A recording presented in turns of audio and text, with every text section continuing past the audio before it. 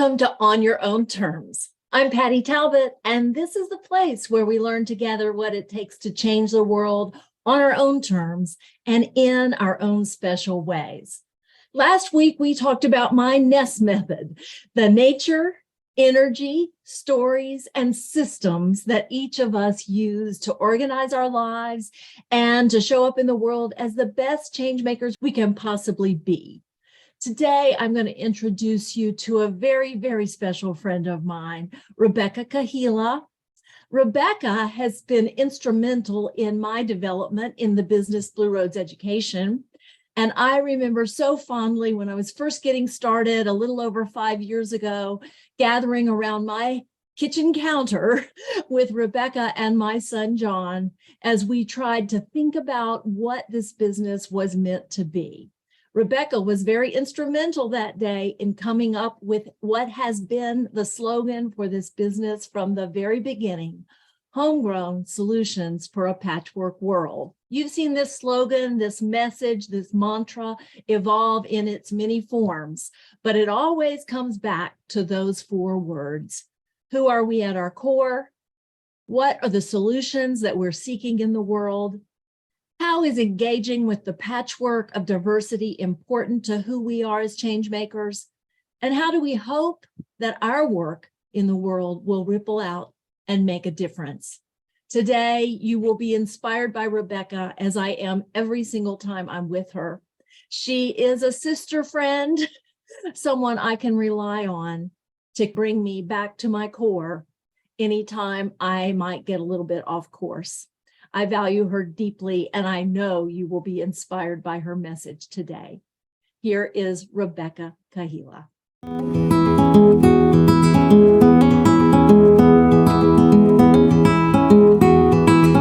Mom was a school teacher, and Daddy was what's called a hard rock miner. I was the 5th born of, well, there's 10 children. I guess the 7th born, because Mom had that set of twins that passed shortly after they were born. So of the living children, I was number 5 in the rank of 8, which made me a middle child and a middle girl child. One sister 10 years older and one sister 10 years younger, and me surrounded by a passel of boys in a culture dominated by men. That's an important part of my homegrownness, is that culture that I grew up in, which has been pretty negatively portrayed in a lot of ways in the media, especially in the recent book Hillbilly Elegy, which I abhor, because it doesn't paint a picture of the strength of character of the people that I grew up with. But it does touch on some of the roles that men and women have in that culture. And I was raised to be a wife, a mother, and the expectation that I would follow along behind my man was very much a part of my upbringing. I have failed at that quite well, just so you know, from the get-go. But that was a big influence in my life, being second, hiding your light under a bushel, not stepping out in front. So there's always been a reticence in me to shine and even acknowledge my shine. Sparkle, sparkle. So growing up in that house, we were probably middle income, though Mom and Dad had been quite poor in their upbringing. So they brought those poverty mindsets to the way that we were raised. Frugal, very careful about money. Not getting above your raising was a big part of what I was taught as a young girl. So I was smart, and I didn't really realize how smart I was. I was pretty, and I didn't really realize how pretty I was, which might have been a good thing. And I excelled in school. I did really well. But this idea that I always had to be secondary to my brothers and to my father and to the men, the male leaders in our community, really did imprint on me quite young. And I have spent most of my life railing at times, not so prettily, against that. In this stage of my life, I've found some balance in that, but my will, to achieve, and my dedication to goals, I think, comes from my mother. She was a teacher and a mother and a wife, and she was my 3rd grade teacher. She used to read to us short novels in our class, actually have one called Miss Hickory. She read to us back when I was in the third grade. She was a very strong woman who hid her light under a bushel, but she took care of all of us, all 8 kids, and my dad and the house, and she taught school. She cared for her other members of her extended family. She took us to church. She made sure that we read, that we were fed, that we knew we were loved. My dad was a man's man. I think about him and my brothers and how this idea of manhood that he imprinted on them. It's a really hard thing for boys to achieve that model that was put forth. Hard drinking, hard living, tough, don't cry, don't be a sissy, don't be a girl. All those kinds of ideas that were printed on my brother's brains really influenced them, and me too to some degree. But my dad, the thing that stands out about him to me was that he was just full of love. As tough as he was and as hard living as he was a loving person for me. He always took care of us and made sure that we were provided for, which is what a man is supposed to do in that culture. My parents, again, were hardworking, dedicated people who took care of our family and gave me a strong sense of family. The culture I grew up in did not really value women in a role that I sought, which was a role of leadership, but I was strong enough and tough enough that I just kept pushing until I was able to achieve a leadership role.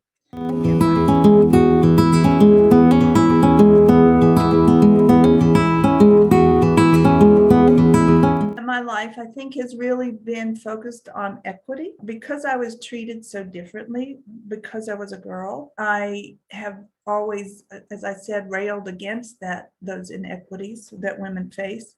And then when I was about 13, my dad got a job in Algeria in North Africa, building copper and zinc mines. And I went from southwestern Virginia, Buchanan County, which is the only place I'd ever been for any time anyway, at 13 years old, to North Africa to live in a little village called El Abid in a tribal community of Muslims. It was a huge shift and change for me. And I saw then, I'd seen poverty in southwestern Virginia, but those were just the folks next door. They looked like me, they lived like me. But when we moved there, I saw poverty, people with very little living in tents and subsisting off a very barren land. And I made friends. I got to live in Tangier, Morocco at a boarding school. So I met people from all walks of life there, wealthy people, people who were much more educated than I. And I just got a whole different picture of the world. I add that to my lessons on equity, but also to my desire to seek out and experience the world in different ways and with different people. So coming back home for me, back to southwestern Virginia, was a hard thing because I had a different worldview. In my work as a teacher, I started my career as a teacher in 1981, and I always challenged all of my students, I think, to be their best. I got frustrated with the way schools were run. I saw lots of inequities in who could take what classes. Where were the Black children in the advanced placement classes? And where were the poor kids in the college prep classes? And why weren't we doing something about that? So I got frustrated in my role as an English teacher about, I guess, 8 to 10 years in. So I got my degree in administration and became an assistant principal in Roanoke City Schools, and then finally a principal in Montgomery County and student services there. And I've always had a focus on making sure that every child has every opportunity to achieve. The definition I love of equity or educational equity comes from the academies of math and science. In effect, it says that educational equity is achieved when you give people what they need to learn.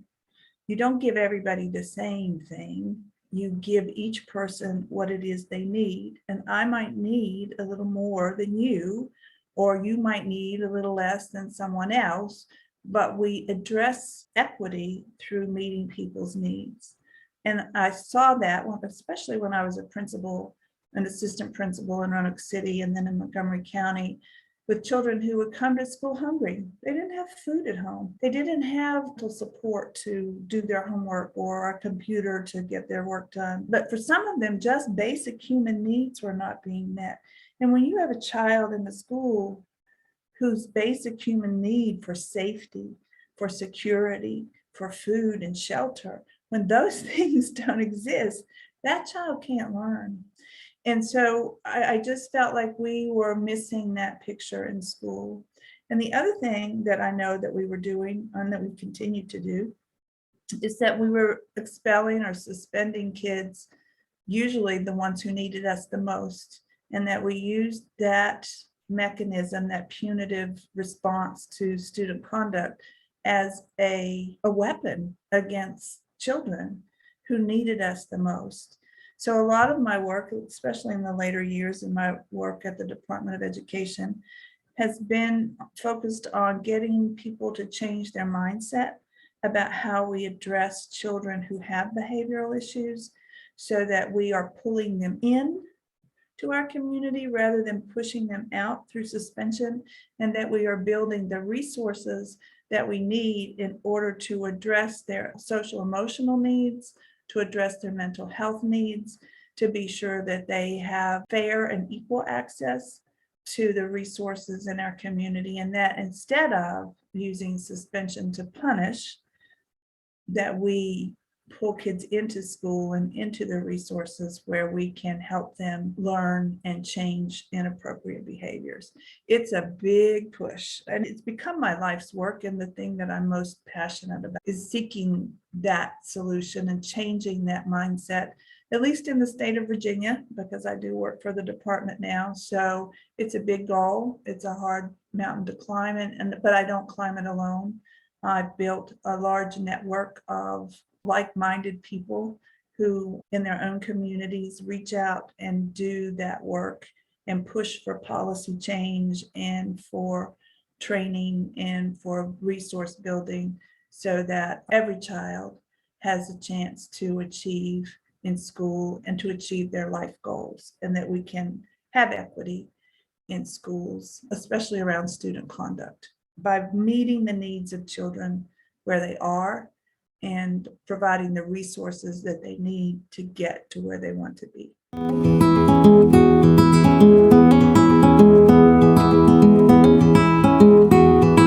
So the whole idea of a patchwork world, again, when I grew up in Southwestern Virginia, my mom, my grandma, both my grandmas made quilts, patchwork quilts sometimes, and sometimes quilts with little ladies with umbrellas, all different patterns. And it's quite an art, and an art I have not yet accomplished, though that's on my to-do list. But the whole idea of a patchwork world in my growing up, it didn't exist. Everybody looked the same. Everybody was white. Everybody was Protestant. There was a Catholic church, but we didn't know about those people. And there were no Black folk in my community when I grew up. The only Black people I ever saw were the Black men working on the chain gang on the roads in Southwestern Virginia. And talk about creating a bias in a young girl's mind about what it was or what Black meant or what it meant to be Black. That really did imprint on me. Luckily, I had experiences that helped me adjust that bias. We went, as I said, when Dad got the job in Algeria, we lived in a different country, in a different climate, in a different world. And I learned about diversity, and I learned about being different and not being just a white Protestant middle-class person. And that really helped me grow as a person. And when I got to a point in my career that I could retire and I wanted a new adventure, I went to the Middle East, to an Arab culture in the United Arab Emirates, and I lived there and worked there as a mentor to an Emirati lady principal, in a girls' school of 700 Muslim girls, grades 6 through 12. And there I learned so much more about the patchwork of this world. And I learned to appreciate that my way of seeing things was not the only way of seeing things. Just a simple example, the schedule at that school was such that the students stayed in a classroom all day long with the same group of girls all day. And the teachers changed classes. And it was utter chaos because the children were trapped in this little cubicle and all they wanted was to get out. And the teachers were scurrying around like mice in the maze to try and get to the next class so that they could teach the girls who were all out in the courtyard because they wanted out. It was just a whole different way of doing school. And part of my job was to bring order and to help stabilize that environment, which I did. But the American and English and Australian teachers who came there to teach fought against it rather than just sitting back and going with it until we could find a way to change it. But change it using the mindset of the folks who lived in that community. I don't know if that's a very clear example, but I do know that being there and living there helped me learn patience. It helped me learn to sit back and take a moment to engage my mind in the way that someone else might be perceiving something. I had a call just yesterday as part of my work from someone at school division. They wanted me to tell them how to write a cell phone policy. And I was like, I don't have the answer to that. That answer lies in your community. You need to pull together the parents, the students, the teachers, the emergency management folks, your administrators, and you need to talk with them about why should kids have cell phones in schools? Why should they not have? What problems does it create? What are our solutions to those problems? And together, look at the issue collaboratively and come up with a policy that everybody can agree to, and then get commitment from students. Yes, I'm going to follow this collaboratively built policy, and from parents who oftentimes parents are the ones calling their kids on the phone at school. So they're a part of the issue as well. So get their commitment to following this policy that you've collaboratively developed. And recognize then that for some people, cell phone usage is an addiction or like an addiction. I don't know that it's technically been classified as an addiction, but it certainly has some characteristics of addiction for some people. And so for some people, you're going to need an intervention. You're going to need some way to help them learn a different behavior. So punishing them, creating power struggles with kids over cell phones is not an effective way to enforce a policy. Collaboratively build the policy and then build in the supports and the interventions that you need in order for everybody to be able to follow that policy. And when you celebrate it and recognize the work that everybody's put in to making a policy effective. So just today, I wrote this, what I just said to you in a little blurb that I'll send out now when people ask me about what do I do about a cell phone policy. But policies that are like zero tolerance, that if you bring a cell phone to school, you automatically have IS, or if you do X, then you automatically get Y. Those don't work. We know that. Excluding kids from school does not work in changing behavior. And so all of my experiences in the world, in the Middle East, in my community in Southwest Virginia, in my community in Central Virginia, all my interactions in the world have taught me that there's no one answer to any single problem, and that the answers lie in the community and in the patchwork of the community, and that we don't exclude anyone, and that we get answers when we pull people in and we talk with one another. So that's what I work hard to get school divisions to do when they are addressing policies around student conduct. Collaboratively build those policies, and then for the folks that don't adhere to them, have the resources, again, to bring them in, to teach them, to support them in meeting the expectations that you've established. Because we're all different and we all bring gifts and talents to the table and different viewpoints to the table, and we need to recognize those and come together on common ground where we can all shine.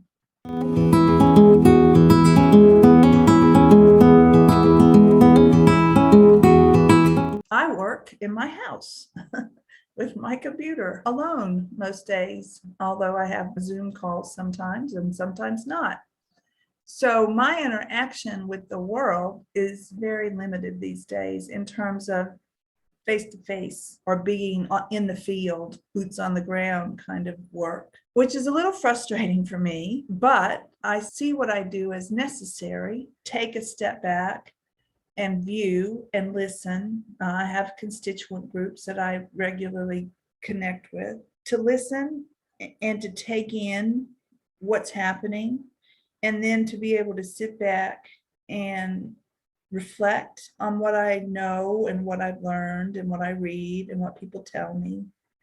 And then to construct these ideas, these policies, practices, or suggestions for practice that then I can train folks on. So my work at the Department of Education has largely been around student conduct policy. And I, with others, many others, we've collaboratively built a student conduct policy recommendations or guidance that decriminalize student behavior, that build in interventions and supports to help students change behavior, and that provide resources so that kids who used to be put out of school altogether because of their behavior can continue to make academic progress even during a time that they might be facing a sanction or a discipline sanction.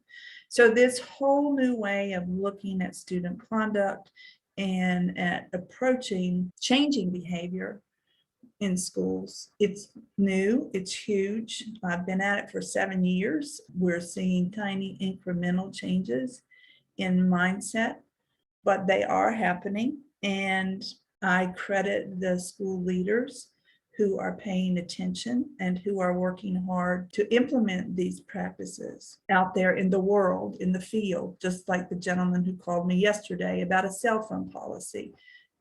There are people who are trying to look at things differently and who are approaching problems in their communities and in their schools by looking at the patchwork and gathering the local solutions, the local resources, and seeking sources of grants. We just did a grant around the push out of Black girls. We worked with 3 school divisions and brought attention to the fact that in those school divisions, if you were a Black girl, you were 3 times more likely to be suspended from school than if you weren't. And it wasn't because Black girls were doing anything different than other girls. As a matter of fact, the things they were doing had more to do with differences than they did with actual behaviors. In those 3 schools, people were able to use the grant money that we got to focus on training staff on how to respond and how to listen and understand other students and other cultures and other ways of doing things, so that they reduced the number of suspensions for Black girls and got it more in line with the representation in the population. So those kinds of things, when I reach out into the world, I have this big umbrella of policy and practice that I gather in and push out to the world. And hopefully over time, more and more people will come to understand that behavior is one of the things that we teach in schools. And in order to have a peaceful, harmonious society, we need to be teaching that behavior. And it's as important, if not more important, than the standard curriculum that we teach. We can't get to the curriculum if we don't have kids who are engaged and who are behaving in ways that create a safe learning environment.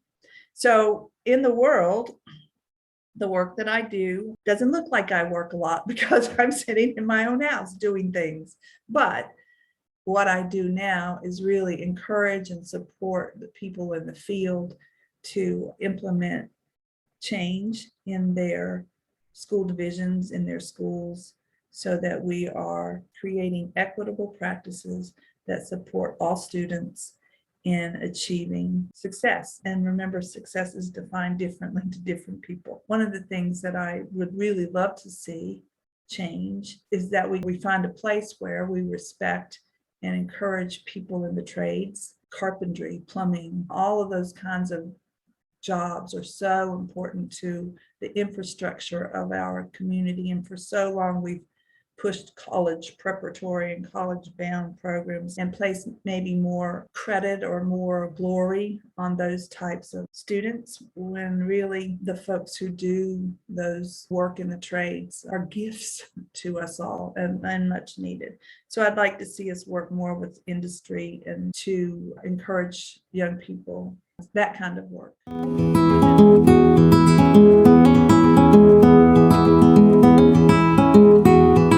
What should you, those folks of you out there listening right now, do? Know who your school board members are.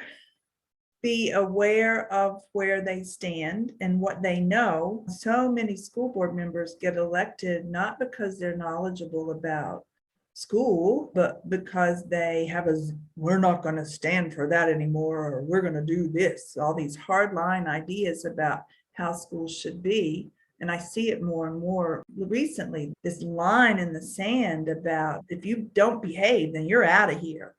These zero tolerance policies.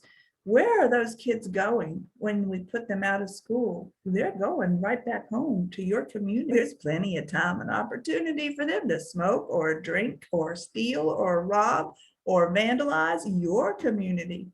So wouldn't we much rather have them in a school or a school-like setting where we can teach appropriate behaviors, where we can monitor, where we can give them support for addressing substance use issues, where we can address traumas that they may have experienced, or maybe we can help their families get the services that they need in order to function in a healthy way. So all these ideas that you hear in the news about more metal detectors in schools and more putting out those kids that do bad things and less tolerance of other people, all those are the wrong things to do. And when you go to the polls to elect your school board members, don't elect those people that are advocating for that stuff. That's not what works.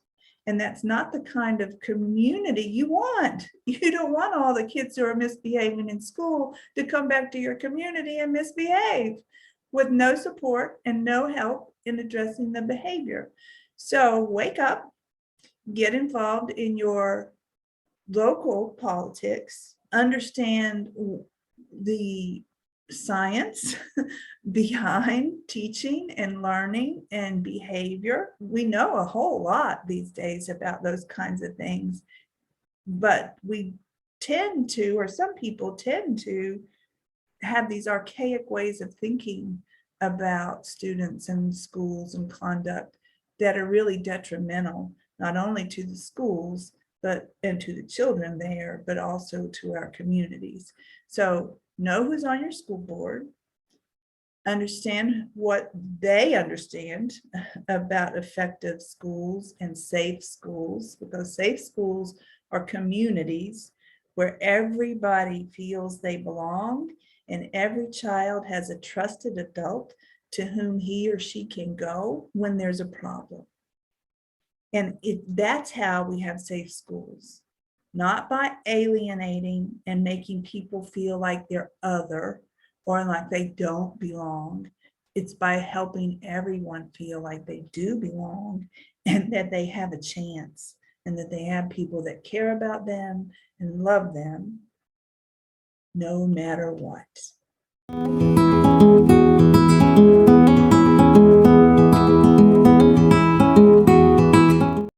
I wrote a little book.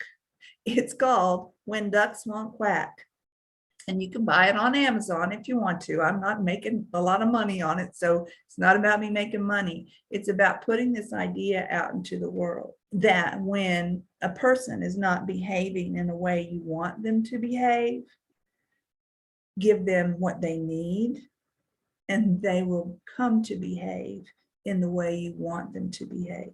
And it says, what do you do when your ducks won't quack and you quack and they won't quack back? You love them anyway. They'll quack another day. So keep on loving and keep on supporting children in achieving the best outcomes for themselves. Thank you, Rebecca. My grandchildren love that book. And I love it too. And when I hear Rebecca read even a little bit of it, it honestly brings me to tears because her message is so powerful and important for people of every age. I do encourage you to get your hands on that book, whether it's for your children, your grandchildren, your neighborhood children, or just for yourself, when you need to remember that we all need to be loved anyway, because of, and also in spite of sometimes our struggles. If you're struggling to step into yourself as a change maker, I encourage you to reach out to me because I am now certified, I'm proud to say, as a women's empowerment coach with One of Many Women. My work is all about seeing you rise into your full potential as a change maker, changing the world on your own terms. If you'll go to my website at blueroadseducation.org, you're going to see a tool on the very first page that was created by One of Many Women. It's called the Overwhelm First Aid Kit, and it's full of very useful tools in how to overcome those feelings of overwhelm that we often sometimes find when we are committed people who are trying to show up and be all things to all people all the time. That's impossible to do. But if you learn how to overcome overwhelm and take things a step at a time, honoring your nature, using your energy in the way that's most productive for you and those around you, honoring your story that connects you with others, and creating a system that works uniquely for you, then you really can change the world on your own terms. I'm here to support you, to celebrate you, and to help you cultivate the special skills that all change makers share. Please reach out to me, Patty, P-A-T-T-I, at blueroadseducation.org. Next week, we're featuring another amazing woman change maker who is rising fully into her role to change the world on her own terms. In the meantime, may you be grounded in your beingness, guided in your doingness, generous in your connectedness, and inspired in your reflectiveness, so you can consciously change the world on your own terms. I'm Patty Talbot. I'm always learning, and I know you are too.